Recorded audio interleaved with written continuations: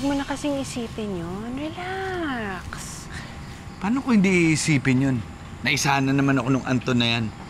Kahit anong pagtutorture ko dyan sa kapananakot, di ko pa rin alam kung nasa pera ko. Hayaan mo na kasi. Tapos na. Wala na tayong magagawa. At least ngayon, alam na natin na wala doon yung pera. Oh, Diba? kung ganun, asan yung pera ko? Wala pa rin ba naalala yung Anton na yan? Ano ba yung mga pinag-uusapan nyo kapag wala ko? Marami siyang tanong. Lalo na yung tungkol sa aming dalawa, sa relasyon namin. Bakit yung pinag-uusapan nyo? Bakit hindi tungkol doon sa pera? Eh, hindi naman natin pwedeng persahin si Anton, Brendan. Kailangan unti-untiin lang natin siya. Unti-unti.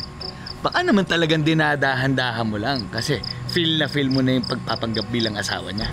Ano ka ba naman? Ginagawa ko lang naman to para sa pera. Para sa ating dalawa. Talaga lang ah. Patunayan mo.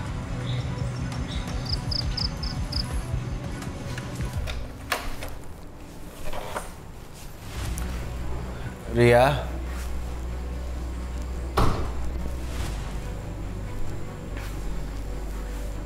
Ria?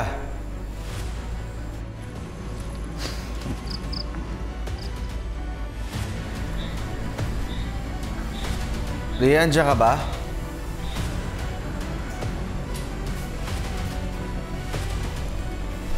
Ria? Ria? Ria? Anton, Pars! bakit bumangon ka? Okay ka na ba? Okay na ako. Nagpapahangin lang kami. Oh, upo ka. Gusto ko lang sana kausapin si Ria eh. Ganyan pa kita hinahanap. Bakit? Ano yun? May naalala na ako. Ano naalala mo? Bahay. Bahay? Hindi tong bahay. Pero bahay natin. Napaniginipan ko yun eh.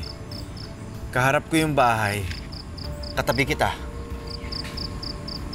Hindi gaano kalinaw ang mukha mo pero ikaw naman yun, di ba? Oo naman, tapos? Sa harap tayo ng bahay. Parang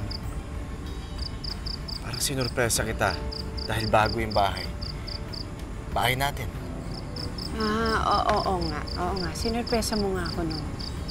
Yung bahay na yon, nabili mo yon nung nakakuha ka ng malaking bonus galing dun sa investment scam na nasangkutan natin. Eh, bakit tayo nandito? Bakit wala tayo sa bahay natin? Nagtatago nga tayo, di ba? Eh, pwede ba natin puntahan yun? Hindi pwede, hindi pwede.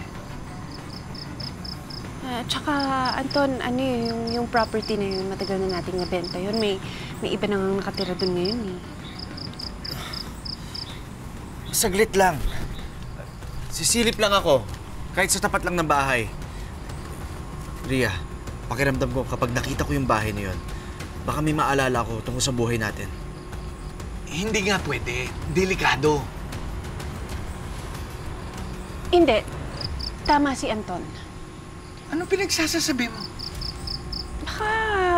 Baka makatulong yun sa kanya. Baka may maalala siya kapag pumunta siya sa bahay namin. Talaga? Dadalhin mo ako sa bahay natin? Oo. Kung yun talaga yung kailangan mo para bumalik yung mga alaala mo, edi bukas na bukas pupunta tayo.